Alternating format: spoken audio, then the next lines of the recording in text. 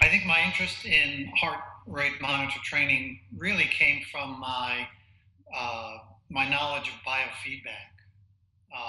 And in studying biofeedback, of course, you look for indications of body function, temperature, respiratory rate, sweat rates, all kinds of different things. But heart rate is one of the easiest to capture and one that's quite accurate. So I thought heart rate would be a perfect biofeedback device for the runners I worked with. And the problem in the 1970s is that there were no heart rate monitors as people know them today, where it picks up your heart rate and then transmits to a wrist device or an iPhone. There was a heart monitor that I found for a hospital setting used in cardiac patients, and I started using that because I wanted to pick up the heart rate directly from the chest wall rather than from manual pulse taking or a finger unit or an ear clip that some of the stationary devices were coming out with, because they were less accurate. So I used the big bulky heart monitor for several years before the first wireless heart monitors came out, which I believe was 1983 or 1984. And they were great because they were small, they were more comfortable, they were easy to run with, they were easy to see your heart rate. And so by the time they came out, I had a whole program based around heart rate monitor training, which was a biofeedback program. Basically, the runner becomes more aware of their heart rate and the changes the heart rate makes as the run becomes more intense or less intense, or the run becomes longer and there's a mild fatigue, the heart rate goes up. And so it was a very interesting journey using the heart monitor as a biofeedback device, and I still recommend it today in much the same way as I did back then.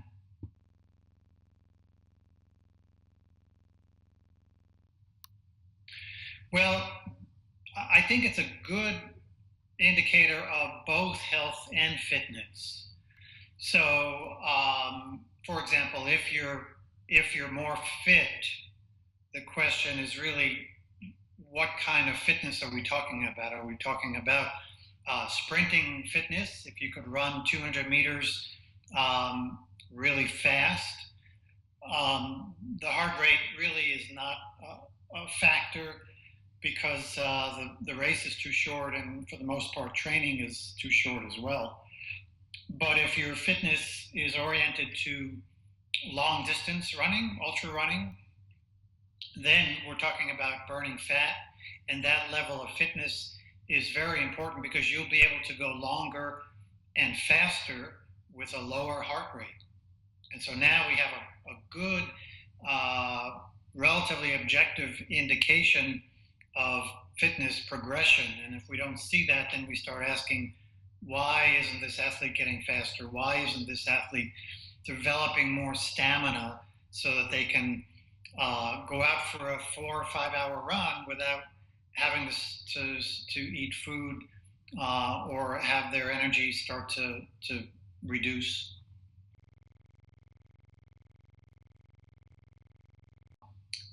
I think the good thing about training zones is it gives people a more clear indication of what their goals are in a particular training run, or in the course of a season, or in the course of the year.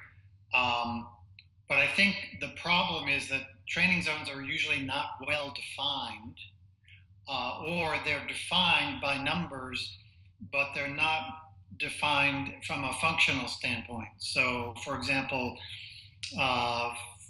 measuring fat burning, looking at RQ for example, respiratory quotient, which is a measure of how much fat and how much sugar we burn. Where does zone 1 fit in relation to fat and sugar burning in varying amounts? And I don't see a good consensus with that, which doesn't mean there are not good zones to work with out there. I like having just 2 zones. I have an aerobic zone, which is what I would refer to as a fat burning zone. And when you're in that sub-max training zone of aerobic running, you are training your body to burn more fat, and you're training your body to go longer on fat and faster on fat without the heart rate getting too high. And then there's the anaerobic zone, which for an ultra runner is something they're not often going to tap into, but they might. They have that option to train anaerobically, where the heart rate is much higher, where the body shifts more into sugar burning and less into fat burning. This is a state which you may need during a race, especially a shorter race, especially a race that's got some very steep hills. But for the most part, 99% of an ultra event is going to be aerobic.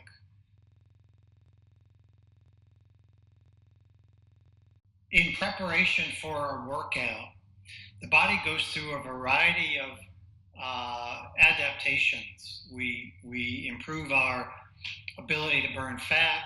We increase our lung capacity so we can take in more air and exhale our carbon dioxide more efficiently. We increase the blood flow into the muscles that are going to be doing all the work. And we shift circulation away from the parts of the body that aren't going to be playing a large role during the workout. The intestines, for example, have a lot of blood supply, and we want to take some of that away to use for our muscles so that we can function better during training. And that is one of the roles of warming up, slowly, gradually building the heart rate up so that the body makes that adaptation, and we will run better, we'll train better, we'll burn more fat. And in my experience since doing this from the beginning, we prevent injuries. We actually correct muscle imbalance by warming up. And then, of course, cooling down is a very important thing. It's the first stage of recovery. So after the workout, the other important part of what we have to do is recover. Recovery is where we get all of the great benefits of the workout. We don't get them during the workout. We get them during the recovery. And without that first big step, the cool down, we may not recover quite as well. The thing I try to emphasize in a runner is to feel the warm up. What does it feel like to warm up? What does it feel like to be warmed up? And where do you hit that point in the run? Is it 10 minutes, 12 minutes, 15 minutes, 20 minutes, where all of a sudden your flexibility is improved significantly? It's one of the benefits of a warm-up. You're literally warm because now there's blood flowing through all those great slow twitch aerobic muscle fibers. Just so many things are working. Your gait improves, you're flowing more, you just feel better. And what I recommend is that people notice that, people pay attention to that, because some people need to warm up longer. And if you warm up longer, you'll get more. And if you're required to warm up longer, I should say, by doing it, you're going to get more out of your workout. In running, the goal is to be able to run faster at the same submax heart rate. And the MAF test is simply a measure of that. If you can, if your normal aerobic training pace, for example, is 140 beats a minute, then the question is, today, if you can run at 140 minutes and you could run at an 8 minutes per mile pace, what's going to happen in a month? Well, in a month, you should be running at a 740 pace, or some number, 745, 730, depending on how well you make progress. And if you do not see that progress, then it means something is impairing your endurance. Something is blocking your ability to make natural progress. I recommend people do that MAF test about once a month. I just published on my website a article called the MAF GPS test. So if you use GPS, you don't have to go to a track to mark off the miles or kilometers. You can use a course that you run every day, or you can run for a 2-hour period in your aerobics, you're at your aerobic heart rate, and see how your performance improves or not over time.